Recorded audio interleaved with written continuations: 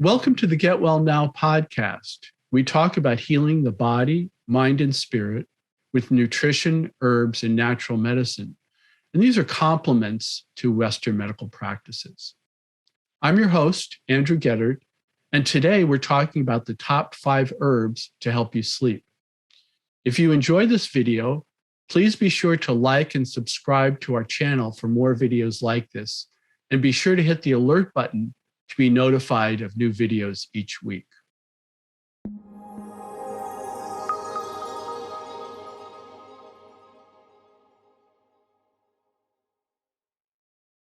Beeping, hissing, alarms, getting awoken for blood draws. I was in the hospital for 5 days last year, and after 2 nights of getting 1 to 2 hours sleep, I complained to the nurse. She said, "You expect to sleep in a hospital? Get over it." I asked for something to sleep, and to my astonishment, she gave me melatonin. Now, melatonin is a hormone, so not everybody wants to take it. And in addition, many people find that it doesn't work that well for insomnia. So in 35 years of practice, here are my favorite herbal sleep aids. So the first one is cannabis. And it's important to know that there are different ways of taking cannabis. So we all know about smoking. Well, that's really bad for the lungs. But also remember, cannabis can be vaporized, and also edibles. There are gummies and pills that can be taken. And almost everybody that I talk to, whether they're Western scientists or cannabis researchers, say that vaping and edibles are much safer than smoking cannabis.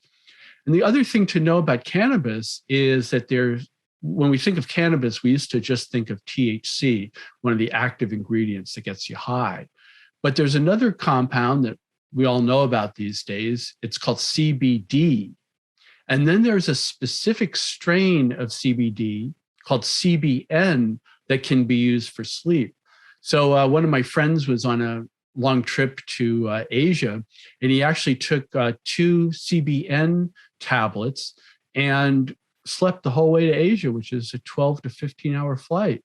I had another friend who's dealing with a lot of stress, and she took a purified tincture of CBN, and she said within 4 or 5 days, it totally reset her sleep. So cannabis can be a very important medicine for sleep, and there can be many ways of taking it. And so I've met people all walks of life, even conservative lawyers, for instance, who take cannabis to help them get to sleep. So that I wanted to talk about cannabis first because I think in many ways it's the most effective, but not everybody has access to cannabis. So the next herb is valerian. And most of us have either tried valerian or heard of valerian. And valerian has been used in the West, particularly in Europe, for over 100 years to treat insomnia, stress-related conditions, and GI disturbances. So valerian is a great herb to take. I like to take it before bed, and many of these sleep herbs actually work best with a whole sleep hygiene program, and they work about ideally half an hour or more before you go to sleep. So a lot of times people like lie down and their head starts spinning, and then they go, "Oh, I forgot to take my valerian." And my experience, by then it's too late. The mind is just too wound up. So one of the most important things about taking valerian and these other sleep herbs is try to do it a half an hour or more before you go to sleep. Now, another favorite herb of mine, I actually like it better than valerian, although it's not as widely available, and that's kava kava. And kava kava comes from the South Pacific. I've actually done traditional kava ceremonies in Fiji, and it's a great relaxing herb. And unfortunately, about 10 to 20 years ago, kava was very widely used, particularly in Europe. And people were using these highly purified products. And many people also had liver diseases or were taking liver toxic pharmaceuticals at the same time they took kava.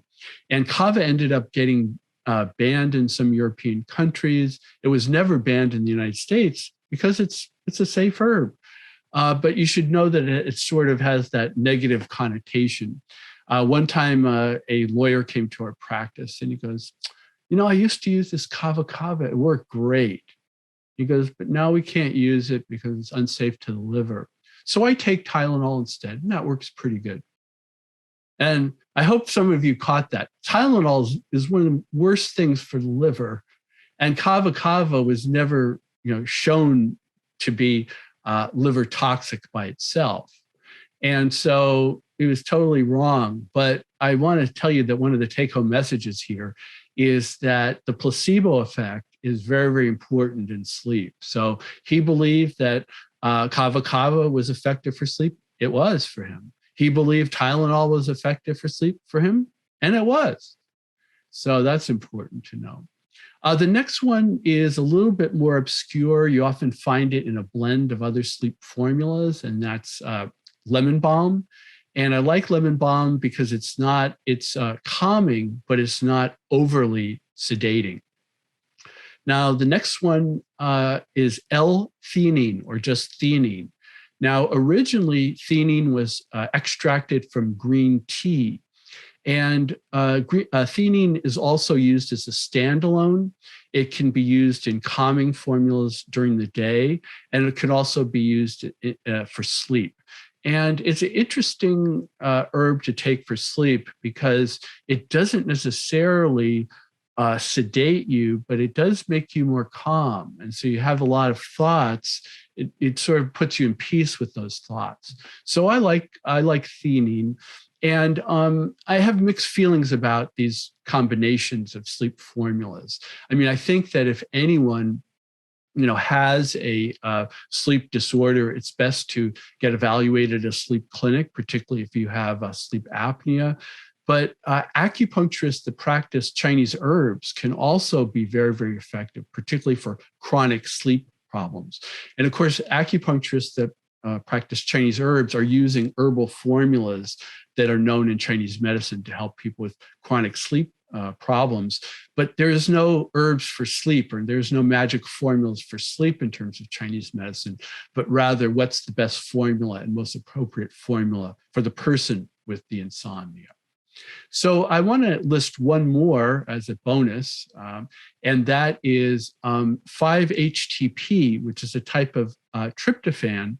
And if you do use 5-HTP, you want to make sure that it's extracted from Graphonia seeds. Well, this concludes our talk today. Please use herbs under professional guidance in a sleep hygiene program whenever possible. And if you do have problems, chronic sleep problems or sleep apnea, definitely see a sleep specialist. If you enjoyed the video and found it helpful, please be sure to like and subscribe to our channel.